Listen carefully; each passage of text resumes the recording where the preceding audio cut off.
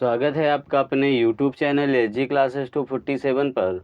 आज हम class 7th का चैप्टर पढ़ेंगे चतुर्भुज, और चतुर्भुज में हम आज बेसिक जानकारी पहले प्राप्त करेंगे। तो चतुर्भुज किसको कहते हैं, तो आप समझिए कि चतुर्भुज यानी जिसकी 4 भुजाएं होती हैं, है ना। 4 भुजाओं से बंद आकृति को क्या कहते हैं? चतुर्भुज। यानी ये क्या है?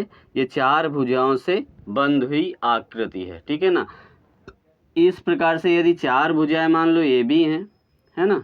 ए बी क्या है? 4 भुजाएं हैं, मगर ये आकृति बंद नहीं है, ठीक है ना। भुजाएं तो 4 हैं। देखिए, इसको हम मान ले ए है, बी, और ये सी, और ये डी, और ये ई हो गया, ठीक है। ये अलग अलग हो जाएंगी।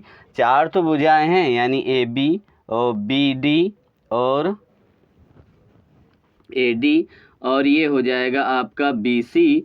तो ये भुजाएं तो 4 हैं, मगर ये बंद नहीं है, ठीक है ना। और दूसरी बात, आप आकृतियां समझिए। ये आपका क्या हो जाएगा? त्रिभुज हो जाएगा, ठीक है ना। यानी इसकी 3 भुजाएं हैं, तो ये क्या हैं? बंद आकृति हैं। यानी 3 भुजाओं से बंद आकृति या 3 भुजाओं से घिरी आकृति को क्या कहते हैं? त्रिभुज कहते हैं। और 4 भुजाओं से बंद आकृति को क्या कहेंगे? भुजा कहेंगे। मान लो अब इसको ऐसे हो जाए, यानी ये भुजा 4 2 ये भुजा हो जाए, और यहाँ पर इस प्रकार से ऐसे भुजा हो जाए, तो ये भुजाएं तो 4 हैं, मगर ये अब बंद नहीं है, यानी आपस में ये 2 जगह खुली है। तो इनको हम क्या कहेंगे? ये चतुर्भुज नहीं कहलाएगा, ठीक है ना। ये आपका चतुर्भुज नहीं कहलाएगा। जैसे अब ये आकृति इसको बंद कर दी जाए, यानी 4 भुजाओं से इसे बंद कर दी जाए, तो ये ए बी सी और डी, ये आपका क्या कहलाएगा? चतुर्भुज कहलाएगा। यानी आप साधारण भाषा में समझें, यानी 4 भुजाओं से बंद आकृति को क्या कहते हैं? चतुर्भुज कहते हैं, ठीक है ना। 4 भुजाओं से बंद आकृति को चतुर्भुज कहेंगे। अब हम इसकी जानकारी ले लेते हैं कि इस चतुर्भुज में क्या क्या चीज़ें होती हैं, कोण कितने होते हैं, भुजा कितनी होती हैं, है ना, शीर्ष कितने होते हैं। तो ये सब हम देखते हैं।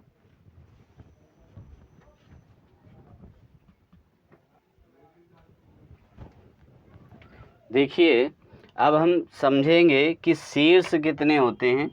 तो शीर्ष किसको कहते हैं? तो शीर्ष आप समझिए, यानी 2 भुजाओं से, यानी 2 रेखाओं के बीच जो दोनों रेखाएं आपस में मिलती हैं, उसे क्या कहते हैं? शीर्ष कहते हैं। देखो, जैसे ए बी है तो ए डी है, ए डी और बी डी सी पे बिंदु यहाँ पर कहाँ पर मिल रहा है? डी पर।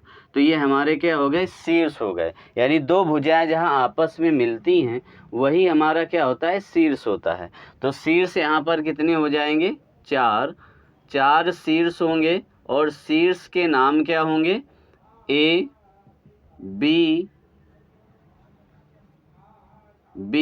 सी और डी, ठीक है ना। शीर्ष क्या हो गए?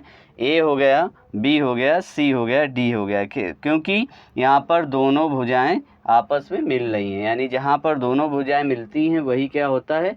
शीर्ष होता है। क्लियर है?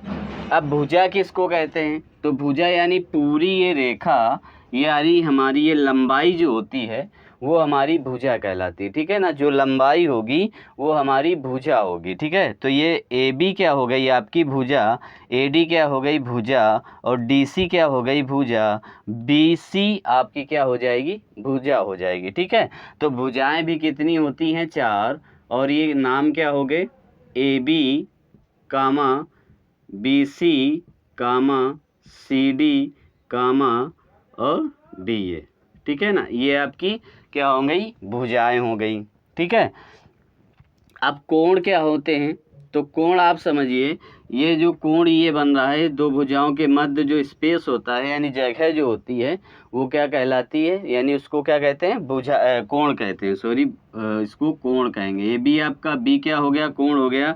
डी आपका क्या हो गया? कोण हो गया। और सी भी आपका कोण हो गया, ठीक है। तो कोण भी कितने होते हैं? 4 कोण होते हैं। कौन कौन से?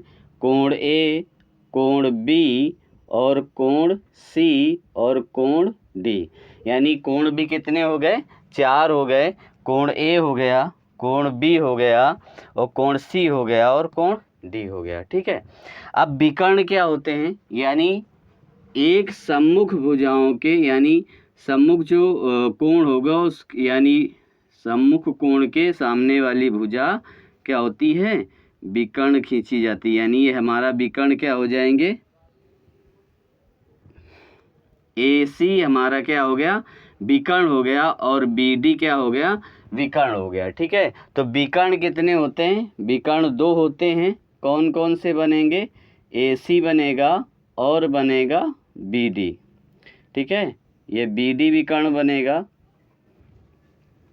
ठीक है। अब देखिए 5वें नंबर पर पूछा है कि संलग्न भुजाएं या आसन्न कोण कैसे को कहते हैं। संलग्न भुजा मतलब आपस में जहाँ पर दोनों भुजाएं बन रही हैं, मिल रही हैं, उसे क्या कहते हैं, संलग्न भुजा कहते हैं। संलग्न भुजा का मतलब जैसे ये दोनों ऐसे मिल रहे हैं, ये भुजा आपस में संलग्न है ना, यानी A, ये आपका D, और ये क्या हो गया C, ये संलग्न पूरी भुजा हो गई।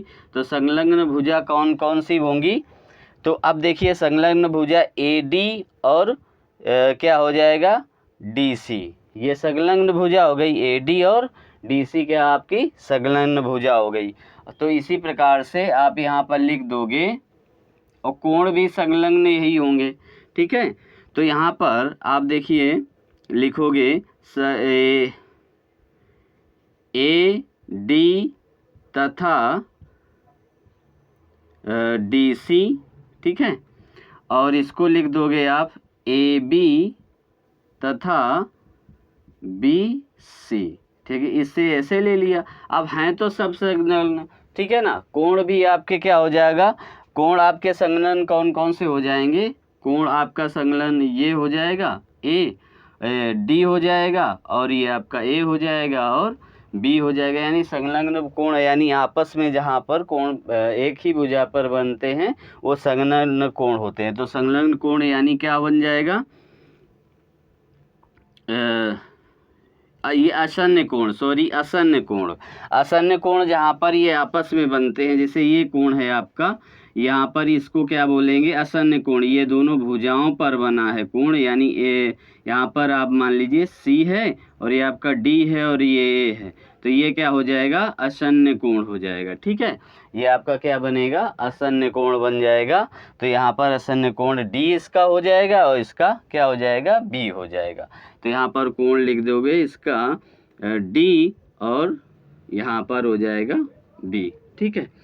अब देखिए सम्मुख कोण, तो सम्मुख कोण क्या होंगे, यानी सामने वाला कोण। यानी A के सामने है क्या, मान लीजिए C है, और B के सामने है D।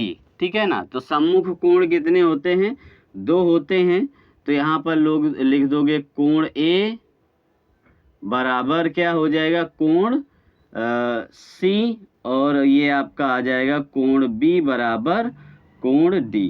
ठीक है। सम्मुख भुजा, सम्मुख भुजा का मतलब सामने वाली भुजा। तो सम्मुख भुजा यहाँ पर आपकी क्या आ जाएगी, देखिए सम्मुख भुजा का क्या होगी, यानी AB के सामने क्या है, DC है। तो यहाँ पर लिख दोगे AB तथा CD व AB AD। ठीक है, AD यहाँ पर नहीं आएगा, तो यहाँ लिख देते हैं AD तथा BC। ठीक है, ये भी आपका क्या हो गया, ये सम्मुख भुजा हो गई। यानी सामने वाली जो भुजा होगी वो सम्मुख भुजा होगी। यानी AB के सामने कौन सी भुजा आ जाएगी, DC आ जाएगी। ठीक है। और AD के सामने क्या आ जाएगी, BC आ जाएगी। ठीक है। अब देखिए संलग्न कोण क्या होंगे। संलग्न कोण का मतलब एक ही भुजा पर कोण जो बनते हैं वो संलग्न कोण होंगे। जैसे ये मान लीजिए ये भुजा है, इस पर ये आपका ये कोण बन रहा है, तो ये संलग्न कोण है। ठीक है ना। तो यहाँ पर संलग्न कोण कितने बन जाएंगे, 4। ठीक है, संलग्न कोण कितने बन जाएंगे, 4। तो यहाँ पर आप इस प्रकार से इसको लिख दोगे। ठीक है। तो एक बार सब फिर से समझ लेते हैं कि कोण कितने होते हैं, शीर्ष कितने होते हैं। देखिए चतुर्भुज में शीर्ष 4 होंगे, भुजा कितनी होगी, 4 होगी, कोण कितने होंगे, 4 होंगे, विकर्ण कितने होंगे, 2 होंगे, संलग्न भुजाएं कितनी होंगी, 2 होगी, ठीक है ना। संलग्न भुजाएं कितनी हो जाएंगी, 2 हो जाएंगी। सम्मुख कोण कितने होंगे, 2 होंगे, सम्मुख भुजा कितनी होंगी, 2 होंगी, और या कह सकते हैं युग्म होंगे, 2 युग्म होंगे, ठीक है ना। यह कह देंगे 2 युग्म, ठीक है। यहाँ पर भी 2 युग्म, और यहाँ पर भी क्या हो जाएगा, 2 युग्म, यहाँ पर 4 आ जाएंगे, ठीक है। या कह देंगे 2 युग्म, यहाँ पर भी संलग्न कोण कितने होंगे, 2 युग्म होंगे, यानी 2 जोड़े होंगे, ठीक है। तो यहाँ पर 2 जोड़े हो जाएंगे। तो इस प्रकार से आपको उम्मीद है आपको समझ में आया होगा ये पूरा चैप्टर बेसिक जो है। अब हम इसके आगे वाली क्लास में हम समझेंगे कि चतुर्भुज कितने कैसे होते हैं, उनके नाम क्या होते हैं। जैसे मान लो ये ऐसे चतुर्भुज बना है ना, तो ये चतुर्भुज कौन सा है, ये चतुर्भुज कौन सा है ना, और ये चतुर्भुज कौन सा है, ठीक है। तो और इसके बारे में और थोड़ी सी जानकारी हम कल की क्लास में देंगे। तो उम्मीद है आपको यहाँ तक समझ में आया होगा। यदि समझ में आया है तो लाइक करें, यदि चैनल पर नए हैं तो सब्सक्राइब करें और बेल आइकन को दबाना ना भूलें, और दोस्तों को ज़्यादा से ज़्यादा वीडियो को शेयर कीजिए। मिलते हैं फिर नेक्स्ट वीडियो पे, तब तक के लिए धन्यवाद।